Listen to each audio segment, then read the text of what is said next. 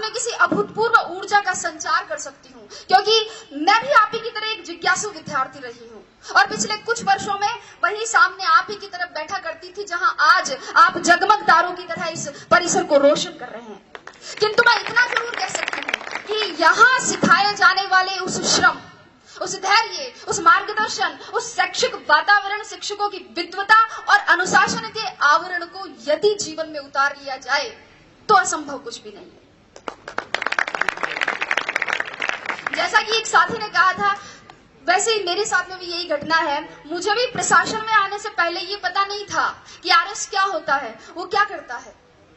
School में साथी लड़कियों ने कह दिया कि हम आरएस बनेंगी, तो मैंने भी 9th क्लास का रिजल्ट आते ही अपने बाल मन में, पूरे घर में ये सार्वजनिक उद्घोषणा कर दी कि मैं आरएस बनूंगी। चूंकि पिताजी शिक्षा अधिकारी रहे हैं, इसलिए धीरे धीरे ये पता चला कि हाँ, कोई आरएस होता तो कोई बड़ा अफसर है। किसी ने ताना मार दिया तो आरएस बनना एक चैलेंज के रूप में ले लिया। हम लोग पतंग उड़ाते थे और पड़ोस में एक अगरबत्ती का कारखाना था, वहां बच्चे छत पर अगरबत्तियां बनाते थे। मैं और मेरी बहन वहां गए और वहां जाकर मालिक को कहा कि इनसे काम क्यों करवाते हो, इनको पतंग उड़ाने दो ना। तो अंकल बोले कि तू कौन सी कलेक्टर लग रही है यहाँ पे। मैंने सोचा कलेक्टर कौन सी तोप होता है, और अगर ये कोई तोप होता है तो एक गोला तो मैं भी दागूंगी। धीरे धीरे परिवेश बढ़ा, लोगों से जुड़ाव बढ़ा, एक आरएस अधिकारी के अधिकार, दायित्व, दायरे को समझा और फिर खुद के अंदर झांका तो देखा और पाया कि हाँ, मैं किसी काम को योजनाबद्ध तरीके से कर सकती हूँ, किसी बात के पक्ष और विपक्ष पर विचार कर सकती हूँ, नेतृत्व क्षमता भी है, अपनी बात दूसरों तक संप्रेषित कर सकती हूँ। मम्मी और चाची का झगड़ा हो जाता तो उन्हें मना भी लेती हूँ, और दादी का आशीर्वाद तो है ही है। मैं आरएस बन सकती हूँ, मैं आरएस बनूंगी। और तब मैंने सोचा कि न गरज किसी से, न वास्ता किसी से, मुझे काम है अपने काम से, तेरी जिक्र से, तेरी फिक्र से, तेरी याद से, तेरे नाम से। और आरएस को ही मैंने अपनी जिक्र और फिक्र बना लिया। और साथियों, यही सम्मिलित कारण और घटनाएं हैं जिनके परिणाम स्वरूप मैं आज यहाँ आपके सामने उपस्थित हूँ। ये सब कहने का मेरा मकसद सिर्फ और सिर्फ इतना ही है कि आप सब ये तय करें कि आप आरएस आईएएस क्यों बनना चाहते हैं, अपना उद्देश्य निश्चित करें। आपके भी आरएस आईएएस बनने के मेरी तरह अनेक कारण और बहुत सारी प्रेरणाएं हो सकती है, लेकिन अब समय यह है कि समय रहते उनको पहचानें। रिजल्ट आने के 5-7 महीने तक मुझसे एक सवाल बार बार पूछा गया, और शायद उसी सवाल का जवाब देने के लिए आज भी यहाँ बुलाया गया है कि आपकी सफलता का रहस्य क्या है, उसका मूल मंत्र क्या है। साथियों, और मेरा जवाब हर बार घुमा फिराकर एक ही होता है, परिश्रम, परिश्रम और परिश्रम। लेकिन ये समयबद्ध, सकारात्मक और लक्ष्योन्मुखी होना चाहिए। टॉपर कोई भी हो सकता है, आवश्यकता सिर्फ लगन, मेहनत और धैर्य की है। थोड़ा संक्षेप में बात करते हुए अब मैं आती हूँ परीक्षा के विविध स्तरों पर। जैसा कि आप सभी को पता है, परीक्षा के 3 स्तर है।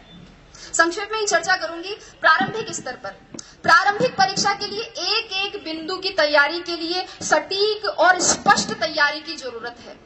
और यहाँ नादानी करने का मतलब है अपनी पतंग खुद काटना। वस्तुतः दोस्तों, प्रारंभिक परीक्षा की तैयारी मुख्य परीक्षा के दृष्टिकोण से करनी चाहिए और बिना किसी शॉर्टकट की उम्मीद लगाए करनी चाहिए। जिस व्यक्ति ने कभी हाथी नहीं देखा है, अचानक उसके सामने अगर हाथी आए तो क्या होगा? डर जाएगा।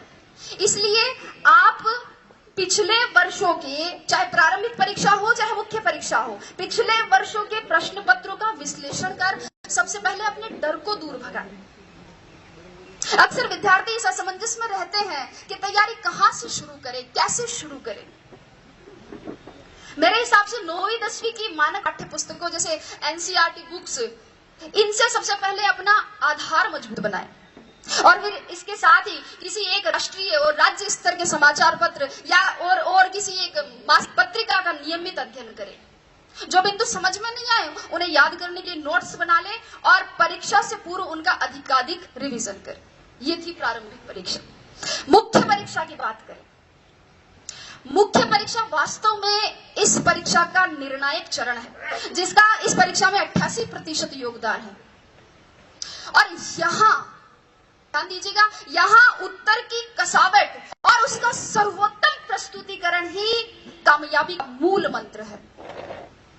मुख्य परीक्षा से पहले इन प्रश्नों पर विचार करें कि परीक्षा का पाठ्यक्रम किस प्रकार का है, पैटर्न किस तरीके का है, सवाल पूछे जाने का ट्रेंड क्या रहा है, मानक पाठ्य सामग्री कहां से और कैसे मिलेगी, उत्तर लेखन के लिए रणनीति और समय प्रबंधन कैसे करना है, पूर्व में सफल रहे अभ्यर्थियों की क्या रणनीति रही है, कितनी मेहनत जरूरी है, कितनी मूवीज और पार्टियों में नहीं जाना है, कितनी गप्पे एग्जाम के बाद के लिए छोड़नी है, व्हाट्सएप को मोबाइल में कब तक अनइंस्टॉल रखना है। इन सभी प्रश्नों के सवाल आप खुद खोजें और अगर नहीं मिले तो आप कुलपति महोदय को धन्यवाद दें कि उन्होंने इसका समाधान करवा दिया। दोस्तों, वास्तव में प्रत्येक अभ्यर्थी, प्रत्येक विद्यार्थी के पढ़ने का तरीका, उसके सोच की गहराई, पारिवारिक परिस्थितियां और समय की उपलब्धता अलग अलग होती है। अगर आप इन सवालों के जवाब खोज लेते हैं तो आपकी आधी समस्या का समाधान हो जाएगा। अब बात करती हूं साक्षात्कार की। जैसे कि पुष्पा जी ने कहा था कि साक्षात्कार आपके ज्ञान का नहीं अपितु आपके व्यक्तित्व का परीक्षण है। साक्षात्कार में सामान्यतः एक अभ्यर्थी की मानसिक सजगता, ध्यान दीजिएगा, मानसिक सजगता, समीक्षात्मक दृष्टिकोण, नेतृत्व, निर्णय क्षमता, रुचि की विविधता, सामाजिक संगठन की योग्यता, बौद्धिक और नैतिक ईमानदारी और इसके अलावा आसपास की घटनाओं में, आसपास की परिवेश में घटित हो रही घटनाओं में अभिरुचि और दृष्टिकोण की गहन जांच होती है। सभी प्रश्नों का उत्तर देना एक अच्छे साक्षात्कार का प्रतीक नहीं है और कुछ प्रश्नों का उत्तर न देना साक्षात्कार के बिगड़ने का परिचायक भी नहीं है।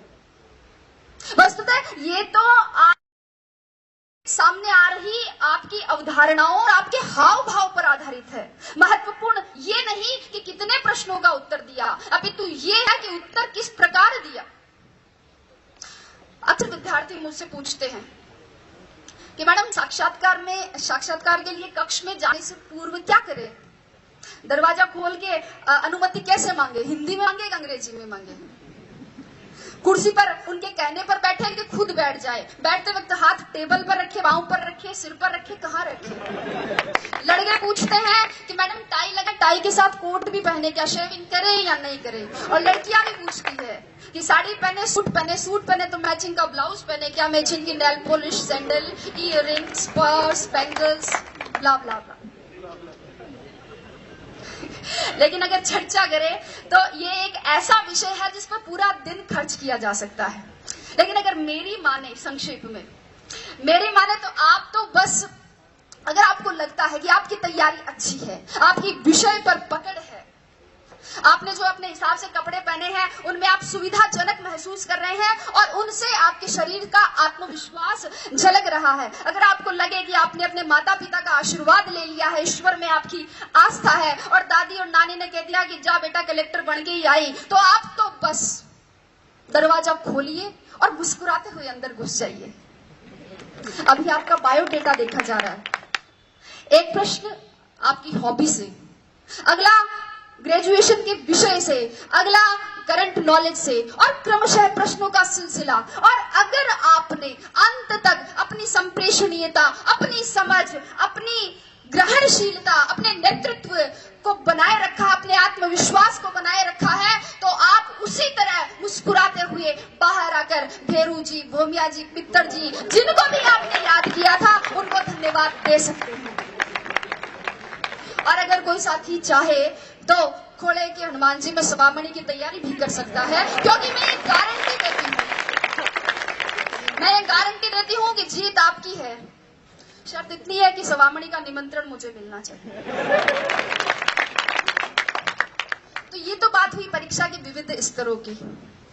अब मैं परीक्षा में सफलता की क्या प्रक्रिया है उस पर और उस समय क्या ध्यान रखी जाने वाली और सावधानियां बरतने वाली बातें हैं, उन पर चर्चा करूं बहुत संक्षेप में।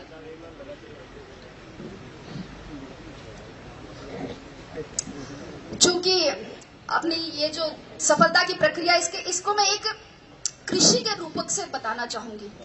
अगर मैं बोल रही हूँ और आपको लगता है कि समय ज्यादा नहीं हो रहा और आप बोर नहीं हो रहे तो एक बार तालियां बजाकर स्वागत करें।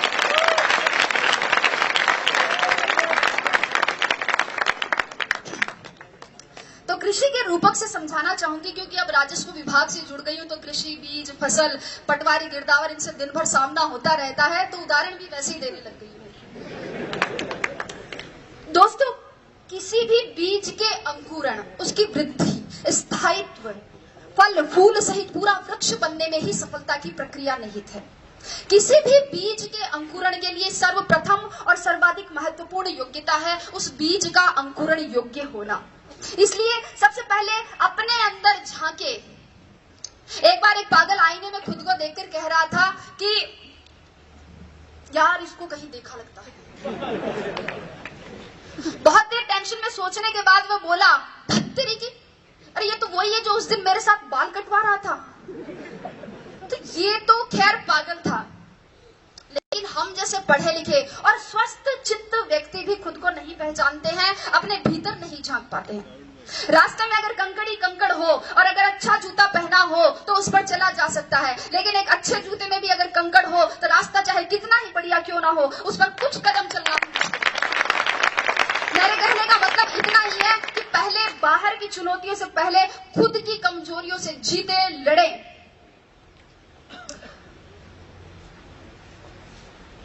बीज के अंकुरण के बाद अंकुरण के लिए आवश्यकता होती है उपजाऊ भूमि की, और मुझे नहीं लगता कि प्रतियोगिता के दौर में उपजाऊपन के मामले में राजस्थान विश्वविद्यालय का कोई सानी होगा।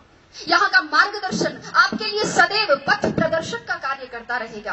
आपको अपनी तैयारी के लिए, लक्ष्य प्राप्ति के लिए जहां कहीं भी, किसी भी कोचिंग संस्थान, महाविद्यालय अथवा व्यक्तिगत मार्गदर्शन के लिए कहीं भी अपने आप को समर्पित करें तो उस भूमि का उपजाऊपन जांच ले, क्योंकि कई बार योग्य बीज भी उपजाऊ भूमि के अभाव में अंकुरित नहीं हो पाते हैं।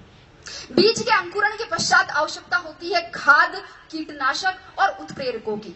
विद्यार्थी के लिए खाद का काम करते हैं उसकी कक्षा, उसकी पुस्तकें, उसके मित्र, उसका जो पढ़ाई का आसपास का माहौल है वो, उसके गुरुजन जो उसे एकाग्रता और ज्ञान संचय की विधि प्रदान करते हैं। एकाग्रता पर थोड़ा सा, कुछ विद्यार्थी ऐसे होते हैं जो पढ़ते हुए टीवी, रेडियो चलाते, एफएम चलाते हैं, और कुछ बच्चे ऐसे होते हैं जो कान में ईयरफोन डालकर म्यूजिक सुनते हुए फिर पढ़ाई करते हैं। और अगर पास में बड़ों में कोई शादी हो रही है, रात्रि जागरण हो तो उन्हें डिस्टर्बेंस होता है। सर, मैं अपना उदाहरण देना चाहूंगी कि मेरे घर के इस तरफ मंदिर है और इस तरफ मस्जिद। सुबह उठते ही इधर से घास खाए गैया, दूध पिए ग्वाल, छोटो सो मेरो मदन गोपाल शुरू हो जाता था। तो उधर ला इलाहा इल्लल्लाह मुहम्मदुर रसूलुल्लाह के साथ शाम ढलती थी। बारात भी उधर से ही जाती थी, सतराम के जयकारे भी। लेकिन मैं आपको बता दूं कि मैंने अपनी पूरी पढ़ाई अपने घर की छत की तरफ जाने वाली उस आखिरी सीढ़ी पर बैठकर की थी, और मुझे हर तरह के शोरगुल में एकाग्रता का इतना अभ्यास हो गया था कि पता ही नहीं चला कब होली की गैर निकल गई और कब ढोल ताशों के साथ मुहर्रम के ताजिए। पढ़ते वक्त मोबाइल बंद रखे। अगर व्हाट्सएप, मैसेंजर और फेसबुक नहीं चलेगा तो एकाग्रता में वृद्धि होगी, लेखन शैली में सुधार होगा और टॉप 50 में आने की संभावनाएं भी बढ़ सकती हैं।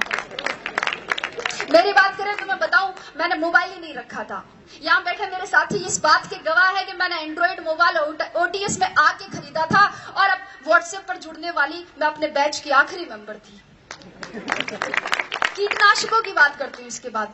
जिस प्रकार पौधे की जड़ों के दीमक और पत्तों के कीड़ा लग जाता है, उसी प्रकार एक विद्यार्थी के भी धैर्य के लालच का, मेहनत के आलस्य का, सादगी के विलासिता का और पढ़ाई के भटकाव का घुन लग ही जाता है। और ऐसे में अनुशासन ही वह कीटनाशक का कार्य करता है। मित्रों, अनुशासन ही वह औषधि है जो किसी भी लक्ष्य की प्राप्ति लिए किए गए साधना के तपोबल के ओज को परिवर्तित कर देता है। इसलिए अपने आप को अनुशासित बनाए, व्यवस्थित बनाए, अपना खाना पीना, जागना, सोना, ये सब संयत बनाए। और इसके लिए गीता का एक श्लोक मेरी प्रेरणा रहा है। कि युक्ताहार विहार से युक्त सर्वस्य चेष्टसु युक्त स्वप्नाम बोध से योगो भवति दुःखः।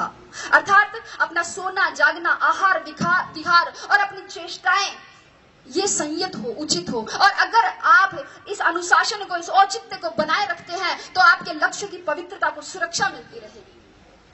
पौधे की वृद्धि के लिए आवश्यकता होती है डीएपी और यूरिया जैसे उत्प्रेरकों की। ये उत्प्रेरक भी दो प्रकार के होते हैं। एक तो वे जो पौधे में वृद्धि तो करते हैं किंतु उसमें ऐसे विकार उत्पन्न कर देते हैं जिन्हें हम आजकल सब्जियों और गेहूं में कीटनाशकों के दुष्प्रभाव के रूप में देखते हैं। और दूसरे वे उत्प्रेरक जो पौधे में प्राकृतिक हार्मोन्स को संतुलित करते हुए उसे स्वस्थ और लाभदायक वृद्धि प्रदान। विद्यार्थी के जीवन में भी दो प्रकार के उत्प्रेरक होते हैं। 2008 की परीक्षा में अंतिम रूप से चयनित नहीं होने पर मुझे किसी ने कहा कि तू तो केवी की नौकरी से संतोष कर ले, ये आरएस बनना तेरे बस की बात नहीं है। तो एक दूसरे मित्र ने कहा कि गिरको कर रे कंथड़ा, हिरण कशो घी खाए, आंख चरे और पून भगे, घोड़ा शिव आगो जाए। कि हिम्मत कर, हुंकार भर, हिरण कौन सा घी खाता है लेकिन घोड़ों से आगे जाता है। एक था उत्प्रेरण और दूसरा था दुष्प्रेरण। दुष्प्रेरण न स्वयं करे न दूसरों के दुष्प्रेरण का शिकार हो, अपने मुकाम, अपने उसूल खुद तय करे और हर बार लोगों की अपेक्षाओं पर खरा उतरने की कोशिश ना करे। एक बार रात के समय एक दुकानदार बंद करने वाला था कि एक कुत्ता उसके पास में आया। कुत्ते के मुंह में थैली थी और उसमें कुछ सामान की लिस्ट थी। दुकानदार ने थैली ली, उसमें सामान डाला, बाकी पैसे डाले और सामने रख दी। कुत्ते ने थैली मुंह में उठाई और चल दिया। दुकानदार से रहा नहीं गया, वह आश्चर्यचकित होकर कुत्ते के पीछे पीछे गया, ये जानने के लिए कि इतने समझदार कुत्ते का मालिक कौन है। कुत्ता कुछ देर बस स्टॉप पर खड़ा रहा। बस आई, उसमें चढ़ गया। कंडक्टर पास आते ही इसने गर्दन आगे, बेल्ट में कुछ पैसे और घर का पता था। कंडक्टर ने उसे टिकट दे दी, बाकी पैसे बेल्ट में वापस रख दिए। जो ही अपना स्टॉप नजदीक आया, कुत्ता बस में आगे की तरफ आ गया और पूंछ हिलाकर इशारा किया। बस रुकने पर कुत्ता उतर गया और आगे चल दिया। दुकानदार भी उसके पीछे पीछे चला। कुत्ते ने अपने एयर से 2-3 बार दरवाजा खटखटाया। मालिक बाहर निकल कर आया और उसने लाठी से कुत्ते की पिटाई की। आप सोच रहे होंगे कि क्यों? मालिक भी सोच रहा था। उसने पूछा इसका कारण, तो मालिक ने कहा बदतमीज ने सारी नींद खराब कर दी, चाबी लेके नहीं जा सकता था, गधा कहेगा। मित्रों, जीवन की सच्चाई भी यही है। लोगों की आपसे अपेक्षाओं का कोई अंत नहीं है। जरा सा आप चूके कि आपने बुराइयां निकाल देंगे और पिछली सारी अच्छाइयों को भूलेंगे। इसलिए आप तो बस अपना कर्तव्य कर्म करें, आगे बहुत सी कठिनाइयां है। माझी तेरी कश्ती के तलबदार बहुत है, माझी तेरी कश्ती के तलबदार बहुत है, इस पार कुछ मगर उस पार बहुत है। जिस शहर में खोली है तूने शीशे की दुकान, उस शहर में पत्थर के खरीदार बहुत है। लेकिन अगर आपने निश्चय कर लिया है कि आपको इस कठिन राह पर चलना है, अगर आपने सोच लिया है कि अब जलेबी की तरह इसमें उलझ ही गए हैं, तो फिर क्यों न चाशनी में डूबकर जिंदगी का मजा लिया जाए। मेरे कहने का मतलब इतना ही है कि अपनी मेहनत को सफलता के मुकाम तक पहुंचाइए। अपना संबल खुद बनिए, अपनी तारीफ खुद करिए। बुराई करने के लिए तो पूरा जमाना बैठा है। जिन लोगों की नजरों में बुरे हैं आप, कह दे उन्हें कि वे नेत्रदान कर सकते हैं।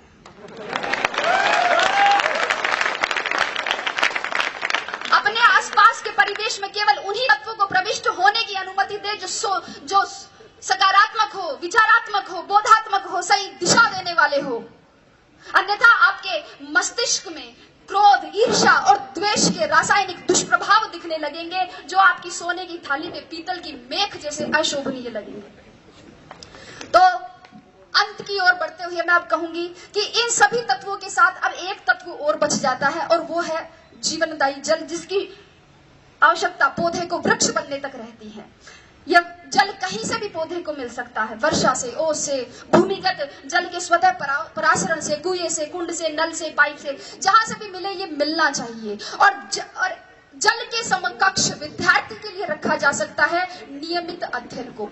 जब तक आपके सपनों की जड़ों को नियमित अध्ययन का पवित्र जल सींचता रहेगा, तब तक आपके सपनों के पंखों में उड़ान रहेगी। जुनून में जान रहेंगी, जड़ें जमीन से जुड़ी रहेंगी और नजरों में हदें आसमान रहेगी। अगली बात कहते हुए समाप्ति की ओर, इस बात पर गौर कीजिएगा कि विश्वास की जड़ें कमजोर हो, विश्वास की जड़ें कमजोर हो तो माता पिता के आशीर्वाद का जल ले, दिशा भ्रम हो तो दृष्टिकोण की जड़ों को गुरुजनों के मार्गदर्शन के जल से सींचे, भटकाव की भूख भड़के तो एकाग्रता की जड़ों को आत्मचिंतन के जल से पोषित करे, धैर्य धीरज धरने से इनकार करने लगे तो मानस की जड़ों को आध्यात्म के जल से सींचे, और सबसे महत्वपूर्ण अपने सपनों की सुनहरी जड़ों को सकारात्मक सोच के जल से सदैव सींचते रहे। सफलता मजबूर होकर कामयाबी का मीठा फल आपकी मेहनत से तैयार किए गए वृक्ष पर प्रस्फुटित कर देगी, जिसके बाद उसके संवर्धन और संरक्षण की जिम्मेदारी दुनिया अपने आप ले लेती है। तो आइए सफलता का प्रसाद पाने के लिए मेहनत के इस महायज्ञ में अपने श्रम की समीधा, धैर्य की धूप, अध्ययन की आहुति और लक्ष्य की लौ से अस्तित्व की अग्नि प्रज्वलित करते हैं और कुछ नया, कुछ मौलिक, कुछ बेहतर करने का संकल्प करते हैं। मैं आशा करती हूँ कि शीघ्र ही इस विश्वविद्यालय से आप में से ही कोई छात्र या छात्रा ऐसे इसी ही तरह अपनी सफलता की कहानी बांटे, अपने अनुभव बांटे, और मैं यहीं बैठकर सुनूं, गर्व करूं और कुछ नया सीखूं, और अगर हो सके तो चाय के साथ कंक्लूजन करते हुए वोट ऑफ थैंक्स दूं।